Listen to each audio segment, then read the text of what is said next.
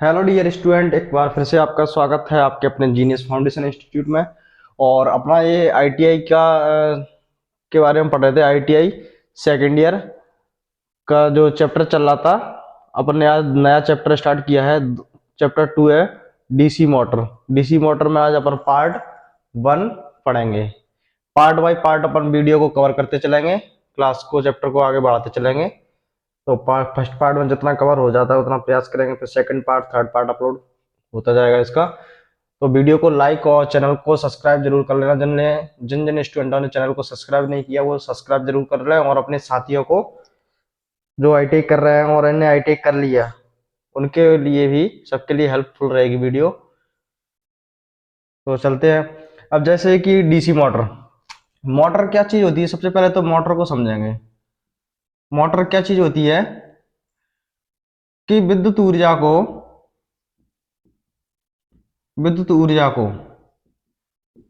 यांत्रिक ऊर्जा में परिवर्तित करने वाली जो मशीन होती है वो मोटर कहलाती है। परिवर्तित करने वाली जो मशीन होती है, विद्युत ऊर्जा को यांत्रिक ऊर्जा में परिवर्तित करने वाली जो मशीन होती है वो क्या कहलाती है? मोटर कहलाती है। जैसे ये क्या है? मोटर है। ये इसके अंदर क्या है? और रोटर डला हुआ है। रोटर डला हुआ है। तो इसको क्या करेंगे? विद्युत ऊर्जा देंगे। यहां से विद्युत ऊर्जा दी जाती है और आउटपुट में ये घूमती है, तो घूमने को बोलते हैं यांत्रिक ऊर्जा। यांत्रिक ऊर्जा घूमने को बोलते हैं। तो ये ध्यान रखना है कि पहला क्वेश्चन तो इसमें से आएगा कि मोटर विद्युत ऊर्जा को यांत्रिक ऊर्जा में परिवर्तित करती है। और जनरेटर में क्या होता है? जनरेटर को जो घुमाते हैं तो उसको यांत्रिक ऊर्जा देते हैं, बनती क्या है? विद्युत ऊर्जा। तो मोटर की बात करें तो मोटर को जो विद्युत ऊर्जा दी जाती है यंत्र ऊर्जा में परिवर्तित करती है। अब बात करते हैं डीसी मोटर। डीसी मोटर क्या होती है कि जिस मोटर को डीसी विद्युत ऊर्जा देते हैं तो वो उसको यांत्रिक ऊर्जा में परिवर्तित करती है, तो वो डीसी मोटर कहलाती है। दोनों में अंतर आ गया। मोटर क्या है? विद्युत ऊर्जा को यांत्रिक ऊर्जा में परिवर्तित करने वाली मशीन मोटर कहलाती है। और जिसको अपन डीसी सप्लाई देंगे, डीसी विद्युत धारा देंगे, डीसी विद्युत धारा देंगे तो डीसी विद्युत धारा को यांत्रिक ऊर्जा में परिवर्तित करने वाली जो मशीन होगी वो क्या कहलाएगी? डीसी मोटर कहलाएगी। तो ये चीज है। और बात करते हैं कि डीसी मोटर की, अगर बात करें कि डीसी मोटर की जो खोज की थी वो जेनोवा ग्रामे ने खोज की थी। ग्रामे जेनोवा ग्रामो के द्वारा इसकी खोज हुई थी। तो इसमें जो है इसकी मैं कुछ चीजें हैं वो लिखवा देता हूं आपको।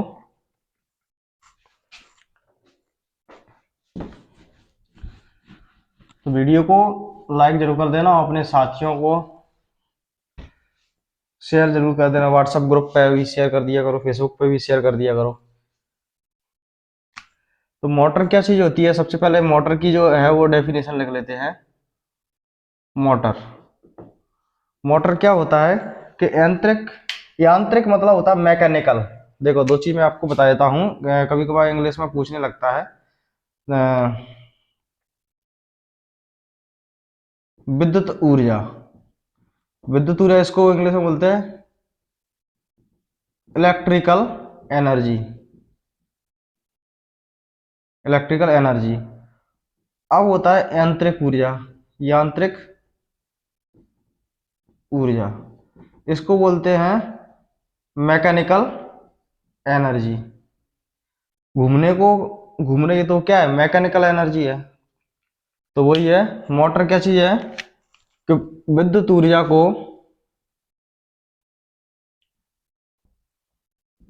को यांत्रिक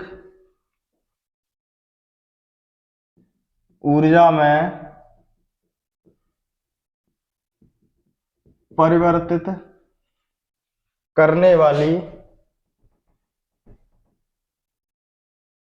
करने वाली मशीन मोटर कहलाती है। फिर यहां से डीसी विद्युत ऊर्जा को, डीसी विद्युत ऊर्जा को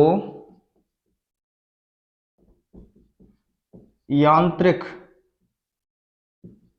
ऊर्जा में परिवर्तित करने वाली,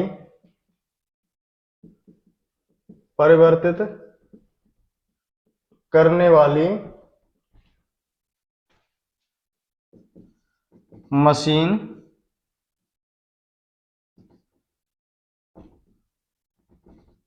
डीसी मोटर कहलाती है। ठीक, तो ये मैंने दोनों परिभाषा लिख दी। अब डीसी मोटर की जो खोज है वो किसने की थी? जेनोवा ग्रामे ने की थी। ये भी नोट कर लो, वैसे तो आएगा नहीं। डीसी मोटर की खोज, डीसी मोटर की खोज जेनोवा ग्रामो के द्वारा हुई थी।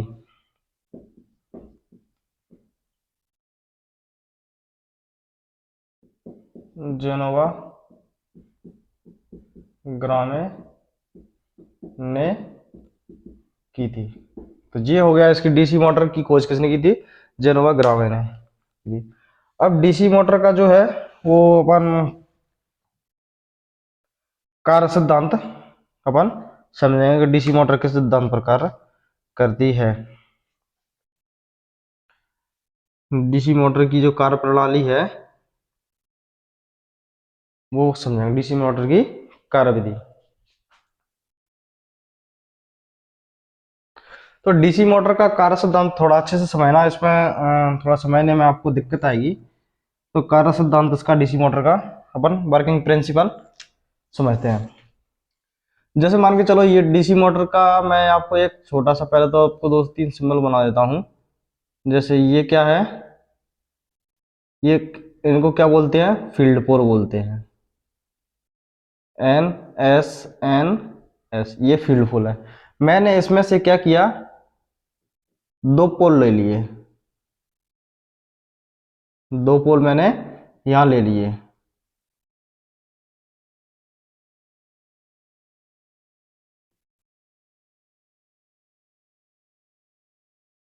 इस तरीके से, तो बात को थोड़ा अच्छे से समझना। जी ले लिए, इसको मैंने नाम दे दिया फिगर 1। या N पोल है और यहाँ S पोल है, दे दिए। अब इसके अंदर जो है चुंबकीय क्षेत्र कैसे है, इस तरीके से इसका चुंबकीय क्षेत्र बढ़ रहा है। चुंबकीय बल रेखा कहाँ? N से S की तरफ जा रही है। ध्यान से समझना। ये क्या है कि मैंने इसमें के अंदर से 2 पोल ले लिए, तो जो चुंबकीय बल रेखा N से S की तरफ जा रही है, फर्स्ट डायग्राम में। दूसरे डायग्राम की बात करते हैं। मैंने दूसरे डायग्राम में क्या किया, चित्र वही है लेकिन मैं उसको अलग अलग तरीके से समझाने का प्रयास कर रहा हूं। ये N है और ये क्या है? S है। 2 पोल J की J मैंने यहां रख दिए, तो ये पोल हो गए। और A इसके अंदर क्या है?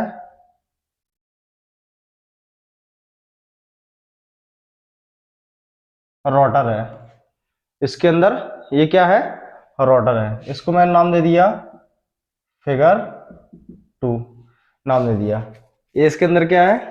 रोटर दर्शा दिया। एक के अंदर मैंने चुंबकीय क्षेत्र, चुंबकीय बल रेखा N से S की तरफ जा रही है, ये मैंने यहाँ पे आर्मेचर दर्शा दिया। आर्मेचर बोल दो या रोटर बोल दो आप, आर्मेचर को दर्शा दिया।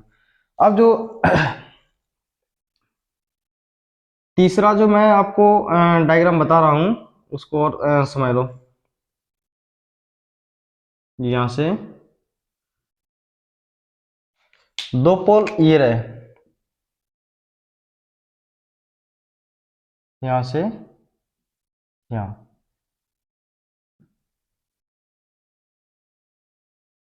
ये रहे NS। ठीक,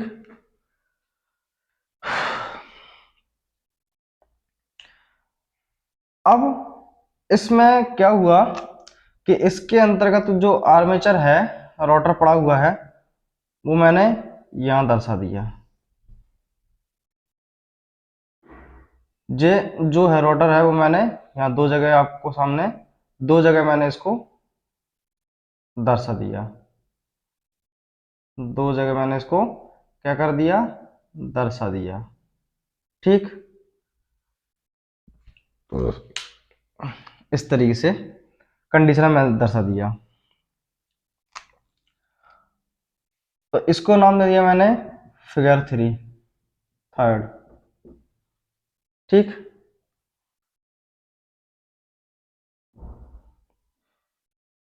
यहाँ एन और एस है।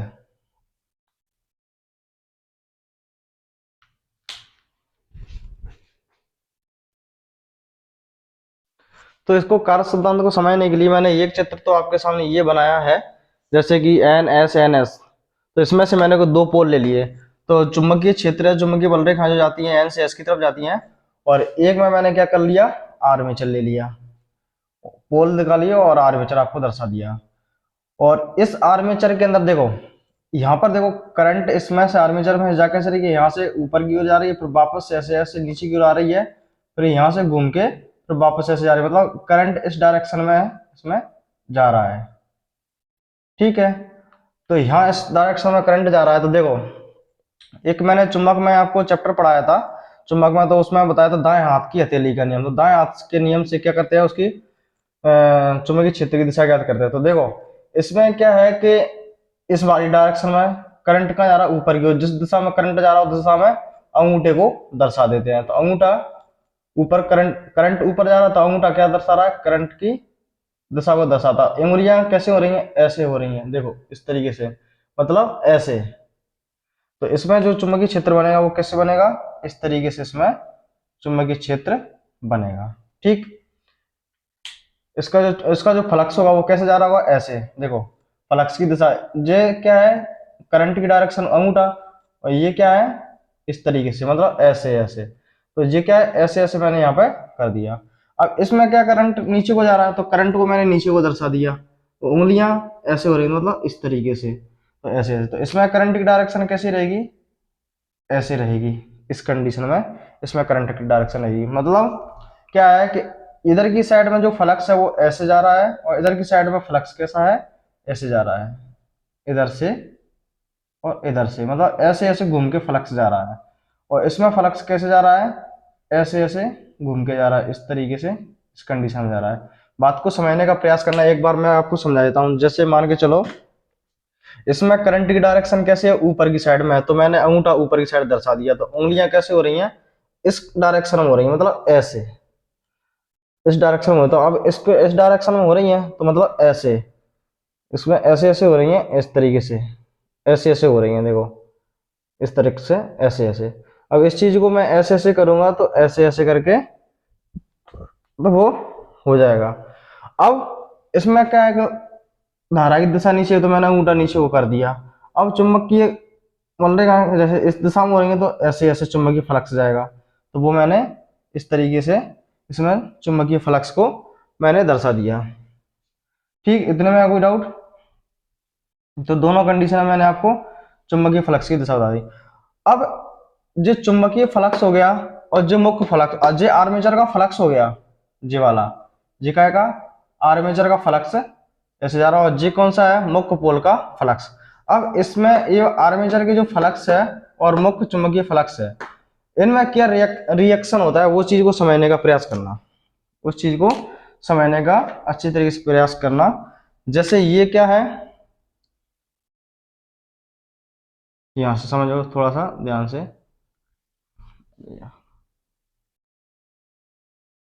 एन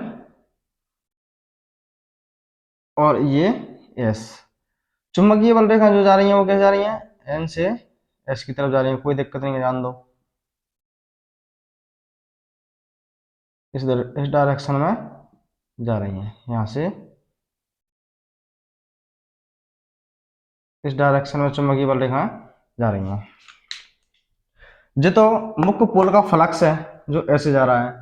अब आर्मेचर का फ्लक्स जो है वो इस कंडीशन में जा रहा है, देखो जे उंगलियां मैंने नीचे को दर्शा दी, तो इस तरीके से, मतलब ऐसे। और इसमें मैंने अंगूठा ऊपर की साइड कर दिया, तो मतलब ऐसे, इस तरीके से जे ऐसे जा रहा है। यहाँ से अंगूठा जो मैंने आपको दर्शाया है ऊपर की साइड में, तो ऐसे में, तो मतलब इस तरीके से हो गया, इस तरीके से। अब देखना समझना, अब ये क्या है कि जो मुख्य फ्लक्स है और ये आर्मेचर का फ्लक्स, आर्मेचर का फ्लक्स की डायरेक्शन में यहाँ आपको शो कर देता हूँ, क्योंकि इस वाले मुख्य फ्लक्स में और आर्मेचर का जो फ्लक्स है ये वाला, इसमें रिएक्शन, इसमें क्रिया होगी, इसी की वजह से वो मोटर घूमेगी, ये है, इन्हीं की वजह से क्या होता है, मोटर घूमेगी।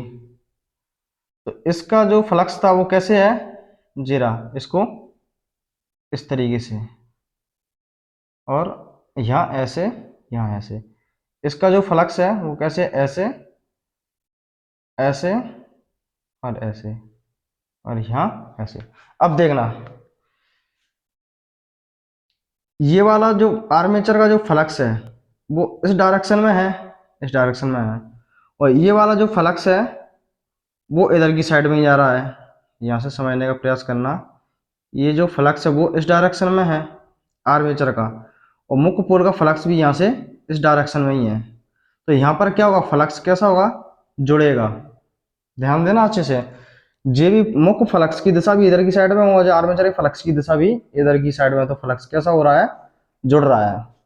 अब इधर देखो, इसका फ्लक्स कैसा है, इधर की साइड में है, और मुख्य फ्लक्स किधर की साइड में, इधर की साइड में, देखो ये इधर की साइड में जा रहा है मुख्य फ्लक्स, और आर्मेचर का फ्लक्स कैसे हो रहा है, ऐसे में, मतलब उल्टा अपोजिट पड़ रहा है, आर्मेचर का फ्लक्स ऐसे हो रहा है और मुख्य फ्लक्स ऐसे, इस तरीके से हो रहा है, तो विरोध कर रहा है, तो यहाँ फ्लक्स कैसा होगा, कम होगा, घटेगा, ध्यान रखना। अब इस कंडीशन में यहाँ देखो, यहाँ जो जा रहा है वो फ्लक्स कैसे जा रहा है, मुख्य फ्लक्स इस कंडीशन में जा रहा है, और इधर का जो फ्लक्स है वो कैसे, आर्मेचर का जो फ्लक्स है वो ऐसे में हो रहा है, तो एक दूसरे का जहाँ भी विरोध हो रहा है तो यहाँ फ्लक्स कैसे होगा, कम होगा, माइनस।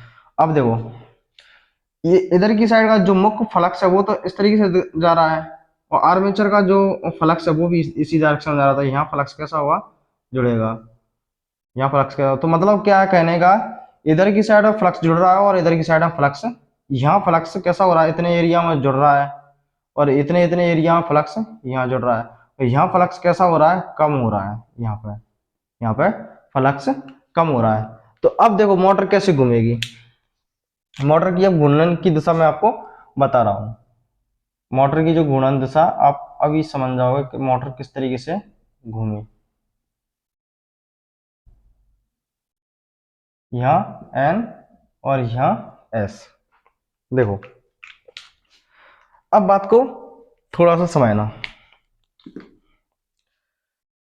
ये फ्लक्स इधर जा रहा है और ये फ्लक्स इधर जा रहा है, तो मतलब यहाँ फ्लक्स कैसा रहेगा, ज्यादा, ज्यादा, और नीचे नीचे देखो, ये फ्लक्स मुख्य फ्लक्स की डायरेक्शन इधर देखो रेड में, और आर्मेचर की फ्लक्स की डायरेक्शन ऐसे में, तो एक दूसरे का विरोध करता, तो फ्लक्स कैसा होगा, कम, तो ज्यादा फ्लक्स हमेशा कम फ्लक्स की ओर प्रेशर लगाता है, धक्का देता है, ऐसी कंडीशन इधर की रही, ये मुख्य फ्लक्स इधर की साइड में जा रहा है और आर्मेचर का फ्लक्स इधर की साइड में जा रहा है, तो ये वाला फ्लक्स ऐसे में और ये फ्लक्स ऊपर का आर्मेचर का फ्लक्स ऐसे में, तो यहाँ फ्लक्स कैसा है, कम है, और ये वाला जो आर्मेचर का जो फ्लक्स है यहाँ इस तरीके से जा रहा है, इधर इधर इस तरीके से जा रहा है, और मुख्य फ्लक्स भी ये इधर से, तो यहाँ फ्लक्स जाना है, तो जाना फ्लक्स कम फ्लक्स की ओर प्रेशर लगाएगा, तो अंदर जो रिएक्शन होगी वो इस तरीके से हो जाएगी, रिएक्शन जो क्रिया होगी वो इस तरीके से होगी।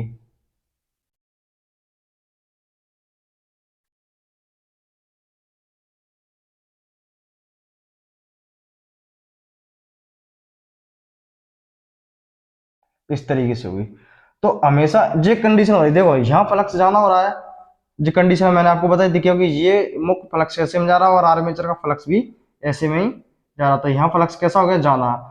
और बात करते हैं नीचे की, तो जो मुख्य फ्लक्स की डायरेक्शन ऐसे में और आर्मेचर की जो फ्लक्स की डायरेक्शन ऐसे में, तो यहाँ फ्लक्स कैसा हो गया, कम हो गया, बात को समझना। अब ये जो फ्लक्स है वो उसकी डायरेक्शन कैसे, इधर की साइड में, और मुख्य फ्लक्स की डायरेक्शन कैसे, ऐसे में, आर्मेचर के फ्लक्स की ऐसे में और मुख्य फ्लक्स की दिशा ऐसे में, तो यहाँ फ्लक्स कैसा हो गया, कम हो गया।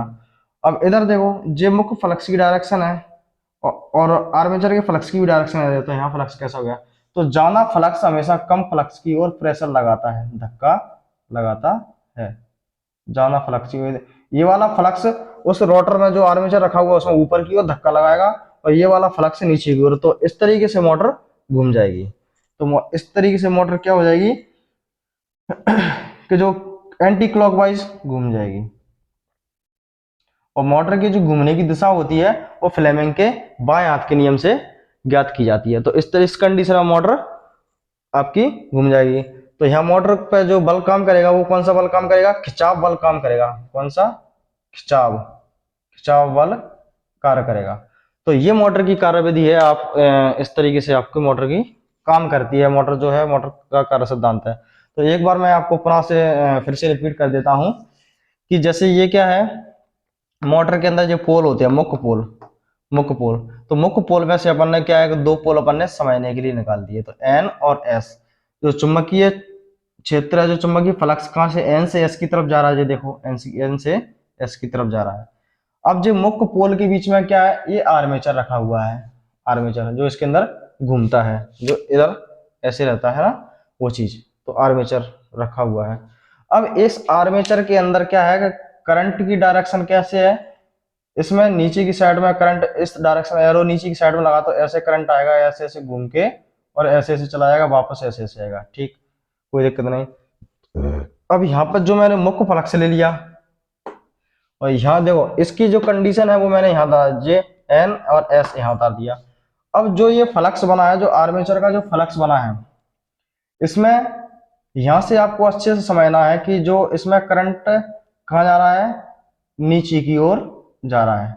तो अपन ने क्या किया कि उंगलियां जो इस तरीके से पकड़ा, तो जे इस तरीके से उंगलियां हो रही हैं, जिस दिशा में धारा जा रही है अंगूठे की दिशा उस उधर की दिशा में करते हो। तो अंगूठा नीचे की साइड में है, जो चुंबक में मैंने पढ़ाया था, तो जे क्या है, इधर की साइड में है। तो जो फ्लक्स कैसे में जा रहा है, ऐसे में जा रहा है, तो मतलब इस तरीके से फ्लक्स जा रहा है। तो वही इस तरीके से ये फ्लक्स जा रहा है। तो आर्मेचर का जो फ्लक्स है, इस धारा की दिशा नीचे, तो फ्लक्स इस तरीके से आर्मेचर में जाएगा। अब इधर की डायरेक्शन में क्या, फ्लक्स जो धारा ऊपर की ओर है, तो ऊपर की ओर दिखा दो। अब इसमें क्या है कि इस तरीके से धारा जा रही, तो इस तरीके से मतलब ऐसे ऐसे, तो वो जे हो गया यहाँ पे। अब यहाँ देखो, जे फ्लक्स इधर की साइड जा रहा है, ऐसे ऐसे घूम रहा है, और ये ऐसे ऐसे घूम रहा है। अब वही कंडीशन मैंने यहाँ बता दी। यहाँ पे इसमें क्या कर दिया, जे आर्मेचर का फ्लक्स दिखा दिया मैंने आपको, जे जे आर्मेचर का फ्लक्स, और ये जो है मैंने मुख्य फ्लक्स मिला दिया। मुख्य फ्लक्स एन से एस की तरफ जा रहा है, आर्मेचर का फ्लक्स जो है ऐसे ऐसे गति कर रहा है, ये देखो, ये ऐसे ऐसे गति कर रहा है। अब इसके अंदर जो रिएक्शन हुई, क्रिया हुई, तो वो ऐसे हुई, क्योंकि इधर ये जो पॉइंट का फ्लक्स है वो इधर से इधर जा रहा है और इधर से इधर जा रहा है। तो यहाँ फ्लक्स कैसा हो रहा है, जुड़ रहा है, जुड़ रहा है, तो फ्लक्स यहाँ पर कैसे हो गया, अधिक फ्लक्स हो गया। और इधर की साइड में देखो, ये मुख्य फ्लक्स की डायरेक्शन ऐसे में है और आर्मेचर के फ्लक्स की डायरेक्शन ऐसे में, तो यहाँ फ्लक्स कैसा होगा, कम होगा। तो मैंने इस कंडीशन में कर दिया। अब बात करते हैं यहाँ की, तो जो आर्मेचर का फ्लक्स इधर की डायरेक्शन में और मुख्य फ्लक्स इधर की डायरेक्शन में, तो यहाँ फ्लक्स कैसा है, कम है। और इधर देखो, ये मुख्य फ्लक्स भी इधर की साइड में, आर्मेचर का फ्लक्स है, तो यहाँ फ्लक्स जाना होगा। तो हमेशा जाना फ्लक्स जो होता है, तो फ्लक्स की डायरेक्शन ऐसी होती है, हमेशा जाना फ्लक्स जो होता है वो कम फ्लक्स की ओर प्रेशर लगाता है। तो ये वाला जो फ्लक्स होगा ये कम फ्लक्स की ओर धक्का देगा ऊपर, और ये जो फ्लक्स है वो नीचे की ओर धक्का देगा, वो जे नीचे की ओर। तो ऐसे ऐसे घूमे तो मोटर एंटी क्लॉकवाइज डायरेक्शन में घूम जाएगी। तो इसकी जो कहानी है, आप इन चित्रों को व्यवस्थित तरीके से बना लेना। इसकी जो कहानी है वो मैं आपको नोट करा देता हूँ, आप इन डायग्राम को बना लो, इसके बाद मैं इसकी जो है वो लिख देता हूँ। और एक चीज और है, इसको बोलते हैं, ये जो पॉइंट होता है इसको बोलते हैं एल पी टी, और मतलब लीडिंग पोल टिप, यहाँ जो एल पी टी, और यहाँ जो होता है वो होता है टी पी टी, मतलब ट्रेलिंग पोल टिप, लीडिंग पोल टिप और ट्रेलिंग पोल टिप। तो यहाँ पर जो होगा इधर की साइड में टीपीटी, टी ट्रेलिंग पोल टिप, और यहाँ एलपीटी लीडिंग पोल टिप। तो एलपीटी और टीपीटी के बारे में आपको अभी बता देता हूँ।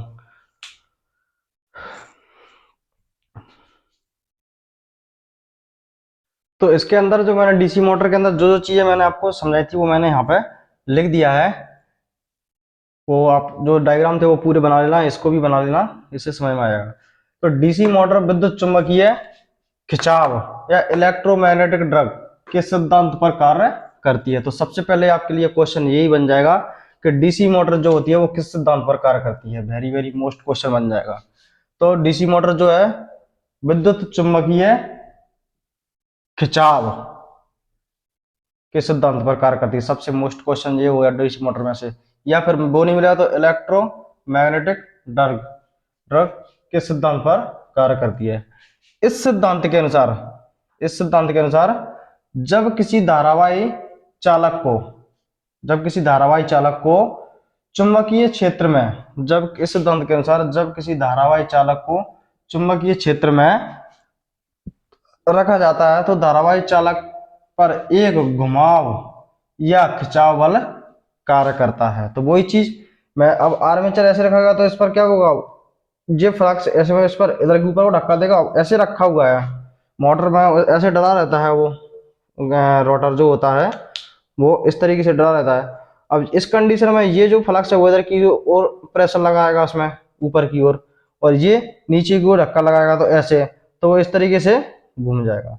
जे नीचे से धक्का देगा और ज्यादा फ्लक्स कम फ्लक्स ऐसे धक्का देगा, और इधर का जो फ्लक्स है वो नीचे को प्रेशर लगाएगा। तो इस तरीके से वो मोटर ऐसे घूमेगी, फिर वो एंटी क्लॉकवाइज घूमेगी। तो इस चीज का ध्यान रखना। तो एलपीटी क्या होता है, लीडिंग पोल टिप। एलपीटी पर फ्लक्स का मान जाना होता है। एलपीटी पर देखो फ्लक्स का मान जाना होता है। यहाँ पर चुंबकन प्रभाव होगा। तो यहाँ से देखो वो पूछेगा कि पहली बात तो ये पूछ रहा है एलपीटी की फुल फॉर्म क्या है, तो लीडिंग पोल टिप, ये ध्यान रखना है। पूछेगा कि एक डीसी मोटर में चुंबकीय फ्लक्स सर्वाधिक कहाँ होता है, एलपीटी पर ऑप्शन देगा, टीपीटी पर ऑप्शन देगा। तो आपको ये ध्यान रखना है कि अधिक फ्लक्स जो होगा वो कहाँ होगा, यहाँ पर एलपीटी पर फ्लक्स का मान ज्यादा होता है, इसलिए यहाँ पर कौन सा प्रभाव होगा, चुंबकन प्रभाव। अगर पेपर में पूछ लिया है कि एक डीसी मोटर के अंदर जो चुंबकन प्रभाव वो कहाँ होगा, एलपीटी पर या टीपीटी पर, तो आपको एलपीटी लगाना है। और टीपीटी पर क्या है, फ्लक्स का मान कम होगा। जी देखो यहाँ पर टीपीटी पे जहाँ फ्लक्स का मान कम है, यहाँ फ्लक्स का मान कम है, तो टीपीटी पे फ्लक्स का मान कम होगा, इसलिए यहाँ कौन सा प्रभाव होगा, विचुम्बकन प्रभाव होगा। तो ये भी ध्यान रखना है कि डीसी मोटर में विचुम्बकन प्रभाव कहाँ होता है, टीपीटी पर या एलपीटी पर, तो वो ध्यान रखना है। और एक चीज और ध्यान रखना है कि ज्यादा फ्लक्स हमेशा कम फ्लक्स की ओर प्रेशर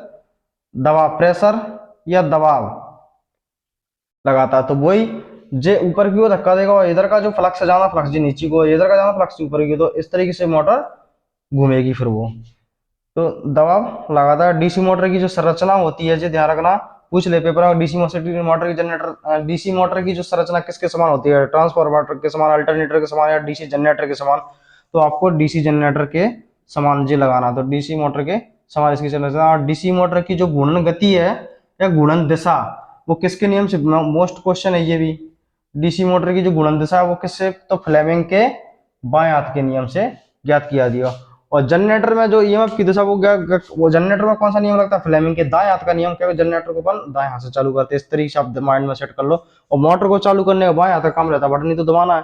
तो मोटर में कौन सा, फ्लेमिंग का बाएं हाथ। तो डीसी मोटर की घूर्णन दिशा फ्लेमिंग के बाएं हाथ से ज्ञात की जाती है, मतलब लेफ्ट हैंड से। तो ये जो चीजें हैं आपके सामने मैंने नोट करा दी हैं। अब इसके बाद में जो पढ़ाएंगे, तो इस पार्ट को यहीं खत्म करते हैं। तो अगले पार्ट में जो कवर करेंगे वो अपन कवर करेंगे इसके डीसी मोटर की घूर्णन दिशा अपन कैसे बदली जा सकती है। तो डीसी मोटर की घूर्णन दिशा फील्ड के सिरे बदलकर, सप्लाई के टर्मिनल बदलकर, तो वो चीज़ें हैं, कल उसके बारे में समझेंगे। तो वीडियो को अच्छी तरीके से मैंने फर्स्ट ईयर का डीसी जनरेटर का चैप्टर कवर करवा दिया, तो पार्ट बाय पार्ट डाला हुआ है, तो सभी छात्र अच्छे से उसको पढ़ ले, नोट कर ले। और ये सेकंड जो चैप्टर चल रहा है डीसी मोटर का पार्ट 1 अपलोड हो जाएगा, तो इसको आप अच्छे से पढ़ लेना और समझ लेना। और अगर समझ में ना आए तो एक बार मुझे व्हाट्सएप पे या कमेंट बॉक्स में मैसेज कर देना, तो उसको अगली वीडियो में और समझाने का प्रयास करेंगे। अपने जो साथ जो टेक्निकल एग्जाम की जो आईटीआई कंप्लीट हो गई है, तो वो भी छात्र अच्छे से मन लगा के उनको वीडियो को देखें, पढ़ें, नोट्स बनाएं, क्योंकि टेक्निकल एग्जाम के अंदर भी इन्हीं के अंदर से ही ज़्यादातर पूछे जाते हैं। क्योंकि आपका जो 75 नंबर की जो होती है वो ट्रेड थ्योरी आती है, वो फर्स्ट ईयर की आती है। जो आईटीआई सेकंड ईयर में जिनकी कंप्लीट हो गई है वो फर्स्ट ईयर की भी वीडियो देखें और सेकंड ईयर की भी वीडियो देखें, जो कंप्लीट हो गए हैं वो, क्योंकि उन्हें 75 नंबर का यहीं से आना है, जो फर्स्ट ईयर की और सेकंड ईयर की मिला के। और सेकेंड ईयर वाले फिलहाल अभी टाइम की कमी है, जून जुलाई में आपके एग्जाम होना, तो आप अपनी सेकेंड ईयर की ही जहाँ तक देखें, टाइम मिल जाएगा तो फर्स्ट ईयर की भी देख लिया करो। मिलते हैं फिर अगली वीडियो में, जब तक के लिए जय हिंद जय भारत।